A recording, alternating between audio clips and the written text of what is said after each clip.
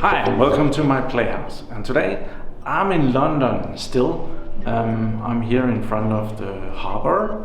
You can see that. Actually it figures out the lights, that's pretty neat. The first shot I was totally dark, but well, I'm going to summer in the city and I've never been there before, and this is something completely new. This is a YouTube event in London where a lot of the big British YouTubers attend, and today there will be something for creators, which I think I am. Do a lot of videos and have a lot of you guys watching me, so that makes me the creator.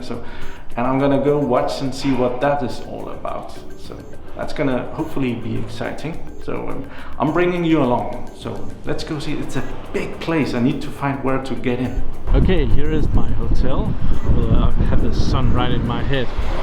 And the hotel, it's a nice hotel, but it's right next to where I'm going. So I cheated out on this one. It's way too expensive, that hotel, but it's so convenient.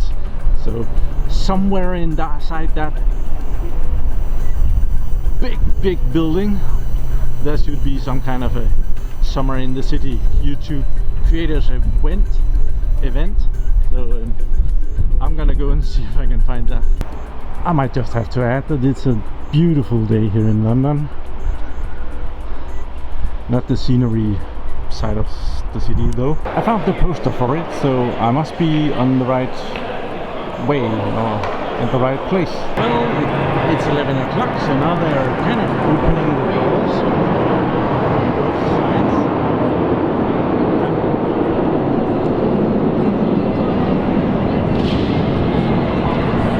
Oh, so you have to enter over there and get in queue. So I should do that.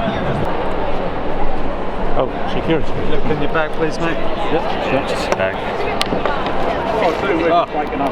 Nothing in there. Absolutely nothing. Thank you. You're in charge. Better than everyone. He knows where it's at. I might do another shave because of the neck dread. Right, can I have your left wrist? The face. Sorry to be awkward. I know, it has to be that wrist. Sorry, dude. No. Yeah, I know it is. I'll just Okay. film me. Alright, are you alright? Okay. Done. Whee. Sick bro. There you go, if you want to grab a wristband, or she's got them and go over there. And here's your goodie bag. Have a good weekend. Yeah, it's got... Okay, by the time I was done with the security and getting a nice new bracelet here, the queue was gone, so I can just go directly in. That was awesome. So I'm gonna go see what this is all about and see some YouTube stuff. And hopefully it's gonna be good. Okay, I found they had this paneling thing that, well, I surely have to go see Luke Cutforth's screening session tomorrow. The film that I was here last time, having a look at that, see what he's done with this thing, and if I'm in it. Or probably not, it's probably a teaser or something like that. I do believe that it is kind of cool. They have a tent, an air tent in here. That's awesome. Wonder how much that thing costs. Looks expensive. Okay, I'm here with Sean, and Sean is going to tell me all about what this co-host is all about. Okay, so co-host is a brand new social media platform for YouTubers. Former YouTuber myself, and we built this with the idea of helping YouTubers grow, collaborate and earn more from their channels. So we'll be able to find local YouTubers yourselves, or if you do channels on a certain subject, such as Minecraft or server videos. Perfect. then you can search for a certain keyword in our search tool, and it'll come up with a list of all the channels who do videos on that topic, and you can request a collaboration right then and there. How does co-host make your money? You make our money? Need to make some money as well, right? We do. That's getting heavy. It's getting quite overcompensating. So we're fully transparent with everything we do. We have We do have adverts at some point. For free accounts, we'll need to recoup some of those costs. Yeah. We also have a premium account where people can get rid of the adverts, and they also have access to premium features. As the site's going to keep growing over time, we don't know what the premium features are going to be in 12 months or a year or like 2 years' time. We're still starting it up. And you're the idea man behind all of it? Yeah, I've had the idea for about 5 years. It's had a lot of different incarnations. We've spent the last year building the site. Cool. Do you want to show me a little bit of how the site looks? Yeah, sure. Okay, so the main feature of co-host is the Find a Co-host page. So this is where you get to find other people to collaborate with. This is very slow at the moment. It's running off my phone, so please bear with us on this. So this lists every single person on our platform. You can load more, and it will just keep Ajax loading more and more in. But if you were, for instance, wanting to create a comedy video, you could put comedy in as a tag. And only get the channels with comedy. And these are the only people who do comedy videos. And you can click on one of them, take Sedge and Dan. You can view their latest video or channel This is video? their channel trailer, which they've put in. And you can like videos, you can comment on them, just same as on YouTube. So all you're doing here, you're keeping that off YouTube, right? It's not going to be stuff on copied over to the stuff on YouTube. here currently isn't being copied over to YouTube, but the views and the advertising, like if you're running TrueView adverts on your account, they will still run on here. Request collaboration, and as you can see, a score of 50,000 is required. So these people don't want to collaborate with smaller YouTubers. Once you reach a score of 50,000, you've shown that you've got a large audience. That button will say collaboration open. You can click on it, and then it would open the conversation between the two without getting all the messages lost in YouTube's inbox system, which is a nightmare to use. Thank you very much, Sean. Cool. So we can do this. We can do this. Thank you for showing me your co-host. No worries. Very great. Yeah. Exhibition. Okay. Enjoy summer in the city. Yeah. Thank you. Bye. How do you do? Hi. You're on video. Say something brilliant. Yeah. What does Luke always say? I don't know. Amazing! Oh, that's not him.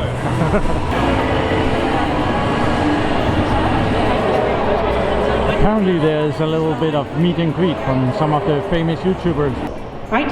So if you are kind of thinking about you changing revenue and kind of the revenue trends, take a look into your YouTube analytics and take a look at... Work with either a dozen or 100 or thousands of YouTubers. What you guys are doing now is now becoming a lot more mainstream, and it's a very important role for marketers. But today, everyone's looking for micro-influencers or up-and-coming influencers.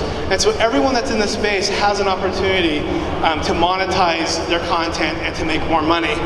Right now, there's a huge shift to digital devices as well as the internet. If we go to the next slide, just last year, TV has gone down. Actually, no, this is 2014, and every year since it's been going down at a similar rate. This is what we try to explain to brands, and I think this is something that a lot of you can adopt. So I call this the consensus triangle.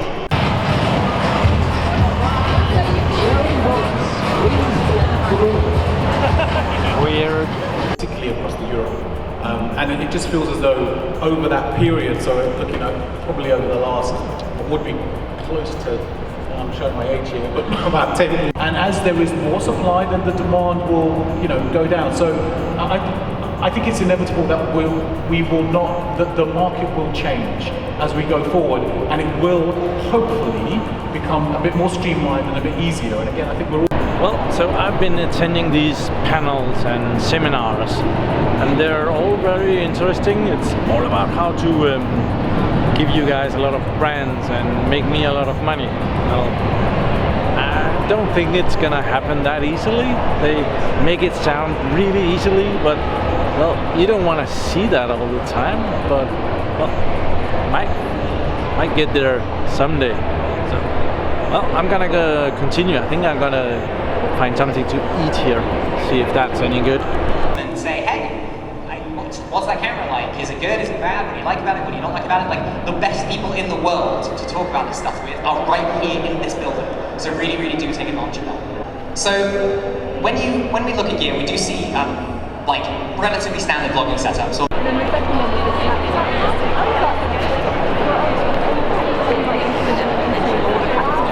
an increasing volume of YouTubers and people creating content. I think also you've seen it. The brands will always want to have your videos on their channel clearly marketed as them, because even if the content that you could make under your own steam is better, they're not going to get any credit for it. And that's where we announced the Creator Hub. You can see it up there. It's fully accessible. The other thing too that's really important is we also announced the availability of wider email support. So right now, if you are a member of the YouTube Partner Program, the app works great. The connector, we'll see. All right, so give it 5 seconds. Everybody, like, introduce yourself to someone you don't know. Tell them your name, tell them your channel, that kind of stuff. Okay, this is about to be closing now, so I'm gonna find my way back to my hotel. Get a bit of rest. It's a lot to take in at once. So.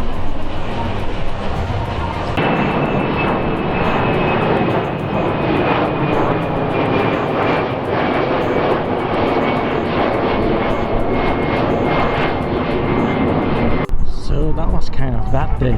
Mostly I was told a lot of stuff that I think I already knew. But sometimes it's nice to get that clarified, but I must say that this probably was a bit of a disappointment. There was some of the seminars was okay-ish, but I have been doing this for 2.5 years and I have caught up on most of it. Tomorrow is just gonna be meeting the famous YouTubers, and there's probably gonna be a lot of screaming teenage girls. Let's see how that works out.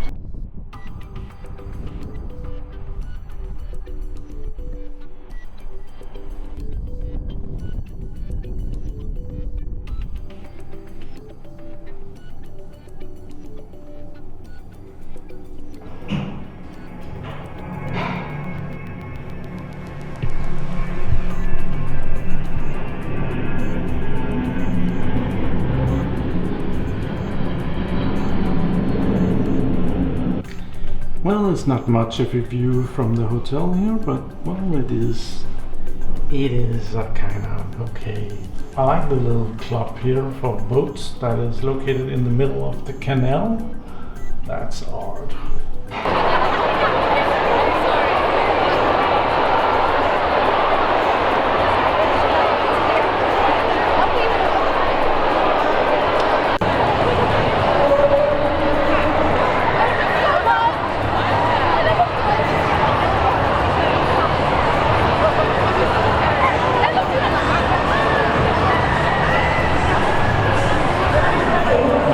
Something completely different from yesterday.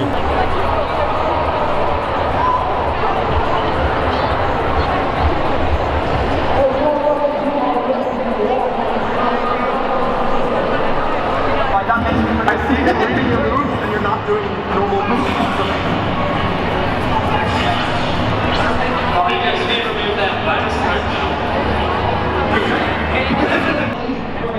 I've been told that when I'm gonna meet Emma Blackery, it's number 5, and down on the walls there are different numbers.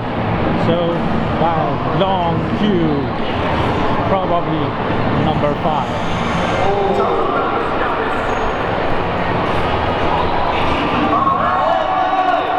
No, that's number 6. I'm in luck.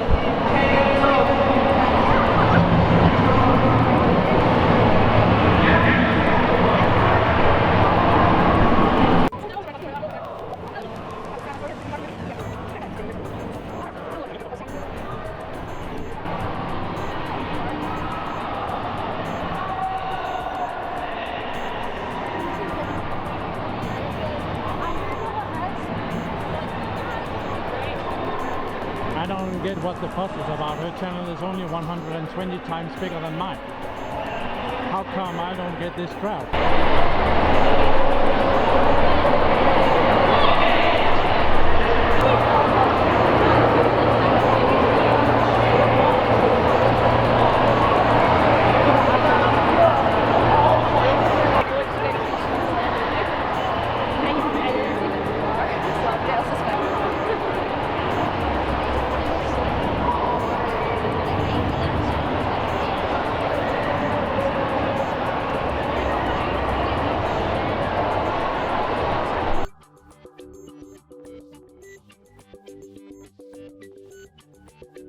he often doesn't flip the viewfinder over because it distracts him. And we were recording supposedly for about 40 minutes. I'm not like pretty much a whole video. And we go up to check everything, and Jack had left the lens cap on. Somehow, none of us knew. I have no idea how we did not notice that the lens cap was on. I do basically interviews, and I mess around with my dad a lot, and some celebrity interviews as well. Hello, I'm Pete, and I am a big fan of telling stories about my life in very silly voices. I am Lex. I make comedy, and I talk about potatoes a lot as well. Hi, my name is Emma. I do comedy and think about potatoes a lot. Hi, we are the Saccone Jolies, and we make videos every day about our lives. And we eat potatoes. Ex didn't want to tell the internet that we were together for like months and months. We were together 1.5 years before we told anyone. And I was like, no, let's tell everyone, let's make it public, let's be cute online and be gross and stuff.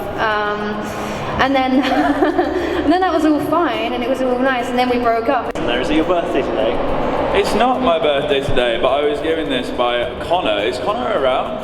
There he is, he's down there. He gave it to me earlier, and I felt like it had to. Why does it say happy birthday? Do it, show everyone again. Does it say happy? Oh, is it an early birthday present? What? It says happy birthday on it. If you're lying and it's your birthday, I was going to get everyone to sing, but it's not your birthday, so cancel. Guys, thank you very much for answering. Wait! Before we finish, can I get a video with like everyone? Yeah, well, with this lot, with this lot, this cheeky lot as well. Is that alright? Is that okay, guys? You've got 1 minute. I might jump on. Okay, we have a minute. So I'm gonna say hello, Snapchat crew. Say hello to the SITC crew. Is that okay? And everyone has to cheer. Everyone has to cheer. Be live. We can manage that, yeah? Do the Harlem Shake or something. I don't know. Okay. Okay. Oh, wrong password. Sorry. Okay, we are here. Okay. Ready, guys? Yeah? Yeah? Good? Okay, cool. Hello, Snapchat crew. Say hello to the SITC crew. Thank you very much. A big round of applause for our panelists. Thanks, guys.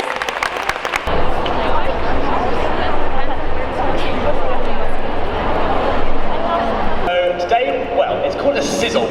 In the film industry, it's called a sizzle. Basically, what we want to show you today is a preview trailer. It is the first 1.5-minute trailer of my first feature film, Drowning About the Braxton, and we've cut it especially for SitC. It's not been anywhere else. You guys are the first people in the world to see any of this film. I'm going to film your reaction for my producer, who sadly can't be here. So, yeah. Fantastic. Okay, well, what we'll do then is we've got some of the cast along, but we'll meet them in a bit. For now, I guess when you're all happy in filming, you let me know when you got your gadgets in place. Or it's just like a soft moan as it right. Like, oh god, we funded that. Fantastic. Okay, cool. I don't know what to roll it, maestro. I don't know. Cool. Yeah. Do it.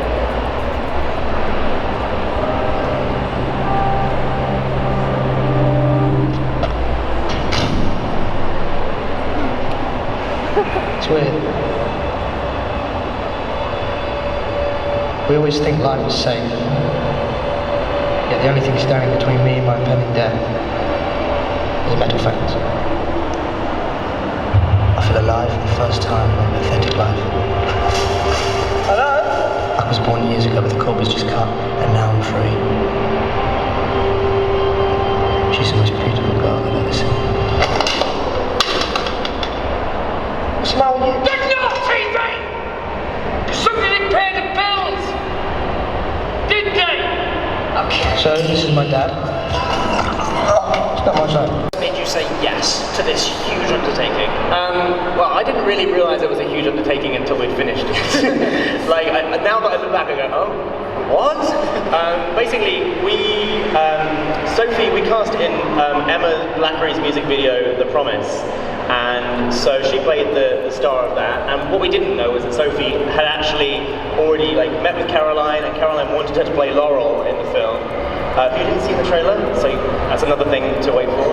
But so Caroline didn't know anything about me or YouTube or anything really, and Sophie contacted us and said, look, I'm involved in this thing, and she contacted Caroline, got us interested, and I wrote the book. I just fell in love with it. I thought it was really current, really perfect for sort of my audience and people who are sort of in my age group, and I've always wanted to make a feature film, and this seemed like too much of a perfect opportunity to turn down. Right, fantastic. Yeah. Caroline, how about from your end? What was it like, sort of going from being the kind of infamous author behind this and seeing your baby sort of in someone's hands? How was that for you? I think the word I've been using all the time is grateful, because through Luke, the book's been opened up to a whole new audience. But also it's wonderful to see somebody else's take on the book, to read it and interpret it in a different way. So it's kind of like a work of art going on. And also I want to ask our actresses, both of you, being on this set, what was kind of for you at least either the most challenging, but then also perhaps the most fun sort of moments that you found being on set? I think for me the most challenging was having to be in water all of the time. And like coming up with perfect hair, my eyes open and just saying a line like it's the most natural thing in the world, which took a bit of practice. But it was then also the most fun part, and I really just didn't want to stop swimming when it was done. Yeah, for me the most challenging was probably because the set we filmed in was quite cold a lot of the time, and my outfit was a very little dress, so being able to act naturally when you're absolutely freezing is quite difficult. There's one shot of the film where we've had to digitally remove Sophie's trousers because she's wearing trousers because she got ill and cold. And also, of course, we saw there Johnny Vegas. That's an exclusive, I believe, right? Yes, I kind of forgot to mention that. So I did a video on my second channel a while ago where I kind of teased that someone kind of famous was in it. I called them Francis because I wasn't wanting to reveal it. And I was cutting this trailer and I was going that these guys, Summon City is a collection of the people who made this film happen. Whether or not you did help the Kickstarter, there will be people here who did. And they finally deserve to know who that is.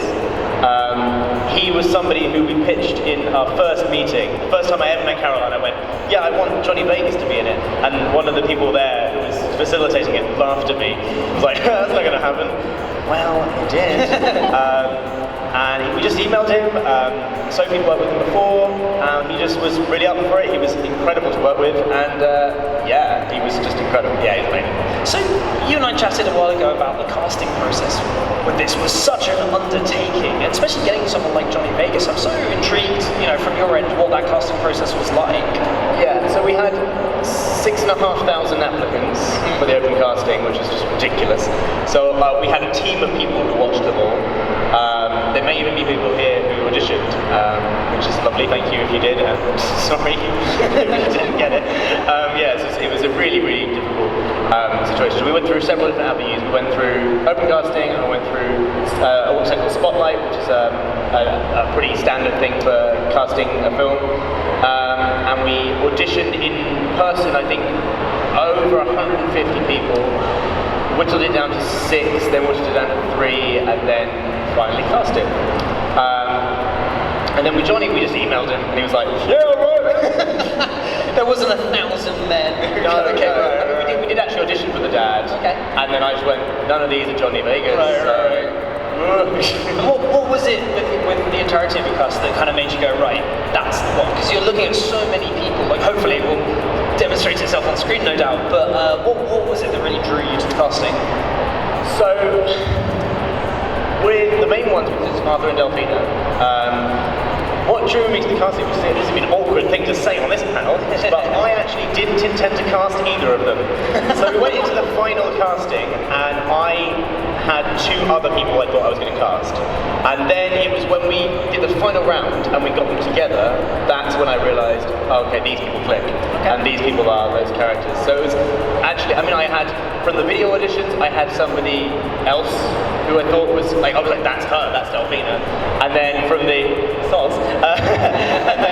and then for the first round, we thought we had somebody, and then I then gave Rebecca and James, who plays Arthur, a lift to the station, and I was just like, they were sat in the back of my car, and I was like, yeah. So that, yeah. The moral of the story is ride in the back of the car of the director. No, take note. Amazing. So obviously I want to go back, talking about the writing kind of thing of this. So this is obviously an adapted film, and I'm again really curious to know sort of how similar the screenplay and the book itself. Were there changes? Why did those changes come to be? Yeah. So the first thing that I had to, so I spent a year writing the film as it is in the book, pretty much word for word. Not literally, that would be a very long year, but I tried very hard to translate it exactly as it was. And the problem I had, the first problem I faced was, I don't know how many people have read the book, but it's actually made mainly of two stories, which is Laurel's story and Arthur's story. Laurel's story is a very, very dark, very messed up story. Sorry, Caroline. And it's really adult. It's a very adult story. It has a lot of dark themes in it. And then Arthur's story has some dark themes in there, but it's a playful teenage novel, coming of age. And so the first thing, the really hard thing, I sat down with my producers and they basically said to me, we should make this into two films. One being a 12, Arthur Braxton, one being a 15, maybe even 18, which is Laurel, which is what we're going to do next. We're going to make a different film with Laurel. And what's lovely about that is Caroline wrote Laurel first, and that's the one that she sort of set out writing initially. And so that's the one where I really want to stick to what's there. Now the problem I had was Arthur Braxton, the story, relies so much on you knowing the Laurel story for it to sort of make sense, because you read them at the same time. He goes, Arthur, bit of Laurel, Arthur, bit of Laurel, Arthur, bit of Laurel. And so it fills you in. And so once we removed that, we had so much that we had to then add back, sort of plot things we had to fix because they were, half the story wasn't there. So we had a lot of changes, and people who read the book, I hope you don't hate me. I really hope. I wrote about this in the little SitC notebook thing. I have a 4-page interview in there, and there are quite a lot of changes. But I think what really struck me when I made the trailer was how thematically it's still the same story and the characters are still the same characters, and I just hope people don't hate me. And I think it's almost like what we've created is almost like a parallel universe Arthur Braxton story, because everything that makes Arthur Braxton is still there. A lot of plot points are still there, and I still think it has the same message to the audience. And how did the story, in the book and in the film, he has a redemption moment where he realises what he is. And the real thing, I've tweaked that redemption moment slightly in the film, but the only reason for that is because I wanted to display that even bullies are just people reacting to horrible things in their life. And I wanted them, like all the bullies I had at school, turned around to me and apologised and explained and said, I was going through this at home and I had a horrible upbringing and stuff. And I wanted to sort of show that even some of the most horrible people in the world have a massive insecurity at their heart, and I think that's really nice. Awesome. Okay, I think we have time for one last question. My favourite moment is this little moment I had with Sophie, where so there's a song that I'm including in the film that's on YouTube. It's called Run. It's by a girl called Laura Sophie. She wrote it about the book. And there was this lovely little moment between me and Sophie where we were filming the final scene of the film, and we had our little monitor when we were watching it, and I just got my phone out and I just played it and gave an earphone to Sophie as we watched the last moment of the film. So it was like we were watching the moment, that film live. I just think that was a really lovely moment because it all comes together. That's the whole thing, is when you're making a film, just the footage on its own looks just silly, and you add all the elements together and it becomes something so much bigger, and that was exactly that. Fantastic. Well, let's give it up for our panellists. Thank you so much. Fantastic. Thank you very much, guys.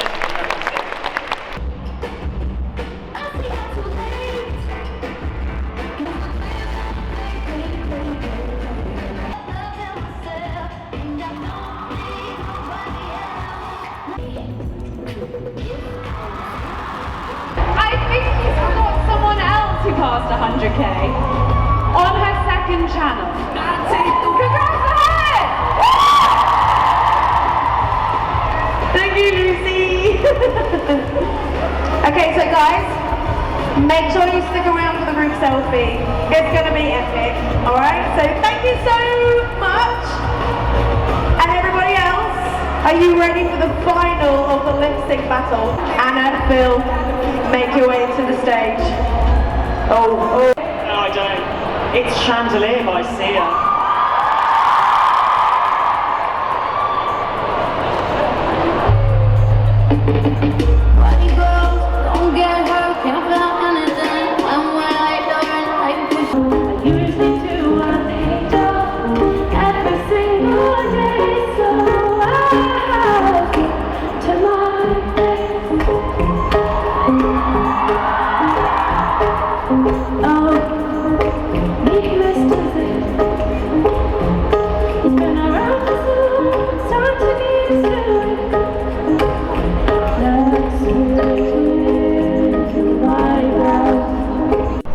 So now I've left somewhere in the city, and from my perspective of doing YouTube, this day was at least pretty much a waste of time.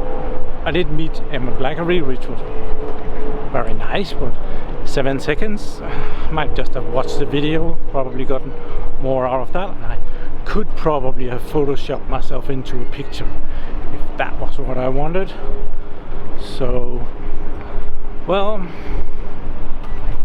I would probably say that this was not worth the money going all the way over here.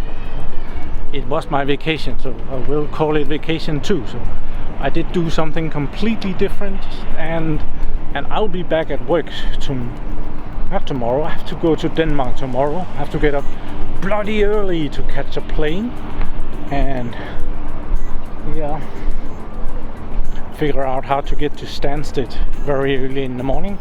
I think that's manageable. So, well, I think I'll end the video here. Say thank you very much for watching. Do subscribe to my channel so that you can see me again, and have a really nice day. Bye bye.